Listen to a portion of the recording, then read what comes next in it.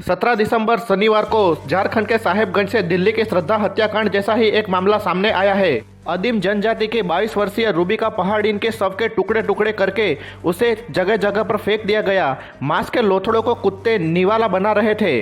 आंगनवाड़ी केंद्र के पास पड़े इन टुकड़ों में पैर और सीने के हिस्से थे।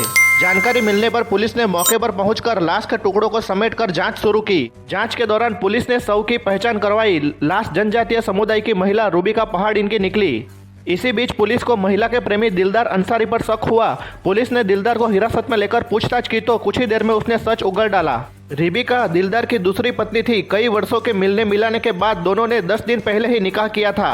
लाश को टुकड़ों में काटने के लिए दिलदार ने लोहा काटने वाली मशीन यानी कि इलेक्ट्रिक कटर का प्रयोग किया था। पुलिस को कत्ल में प्रयोग किया हुआ हथियार दिलदार के मामा मोइनुल के घर से मिला है। घटना के बाद मोइनुल अंसारी भी फरार है। इस मामले में दिलदार के परिजन मोहम्मद मुस्तकीम और उसकी बीवी मरियम खातून, दिलदार की पहली पत्नी गुलेरा, दिलदार के भाई अमीर अंसारी, महताब अंसारी और दिलदार की बहन सारेखा खातून को भी हिरासत में लिया गया है। पुलिस दिलदार अंसारी के बताने पर अब लाश के अन्य टुकड़े ढूंढने में भी जुट गई है। पुलिस ने रूबिका के शरीर के कुछ अन्य हिस्से आंगनवाड़ी केंद्र से लगभग 300 मीटर की दूर एक बंद पड़े घर से बरामद किए हैं। हेमंती मुर्मू का ये घर मांझटोला इलाके में पड़ता है, जिसे दिलदार ने 2000 रुपये प्रति माह किराए पर ले रखा था। रूबिका को लगभग एक हफ्ते तक यहीं पर रखा गया था और उसके लाश को बोरे में भरकर फेंका गया था। मामले की गंभीरता को देखते हुए गांव में अतिरिक्त पुलिस बल तैनात किया गया है। लगातार हो रही इस तरह की वारदात पर झारखंड सरकार को घेरते हुए बीजेपी ने क्या कहा, ये आप खुद सुन लीजिए। चैनल पे नए हो तो सब्सक्राइब कर लेना, क्योंकि इसी तरह की खबरें हम आपके लिए लाते रहते हैं। जय श्री राम, वंदे मातरम।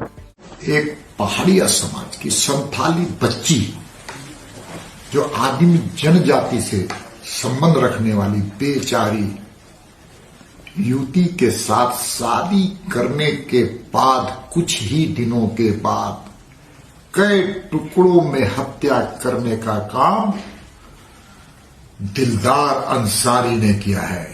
मैं बार बार कहता हूं कि संथाल परगना में बांग्लादेशी घुसपैठियों के कारण वहां की डेमोग्राफी पर असर पड़ा है। वहां की जनसंख्या के सवाल खड़े हुए हैं और साथ साथ में कानून व्यवस्था भी प्रश्न चिन्ह लगा रहा है उस पूरे क्षेत्र में।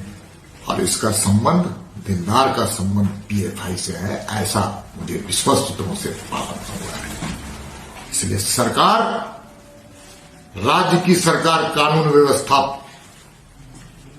पूरी तरह से चौपट है राज्य में, और उस बेचारी के साथ घटना घटी है। पूरी तरह से भारतीय जनता पार्टी मर्माहत है और उस परिवार को आर्थिक सहयोग भी मिलना चाहिए और साथ साथ में उस परिवार के लोगों को नौकरी का, सरकारी नौकरी मिले। ये भारतीय जनता पार्टी की मांग है।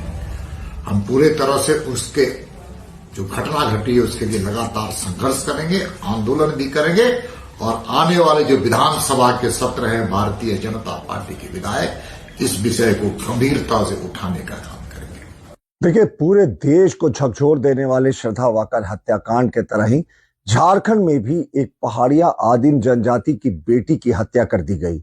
साहेबगंज जिले में हत्यारे ने उसके शव को कटर से काटकर 12 टुकड़े कर दिए। पुलिस ने इस मामले में उसके पति दिलदार अंसारी को हिरासत में लिया है और बताया जाता है कि दिलदार अंसारी ने इस भोली भाली आदिवासी युवती को सिर्फ 10 दिन पहले बहला फुसलाकर शादी की थी।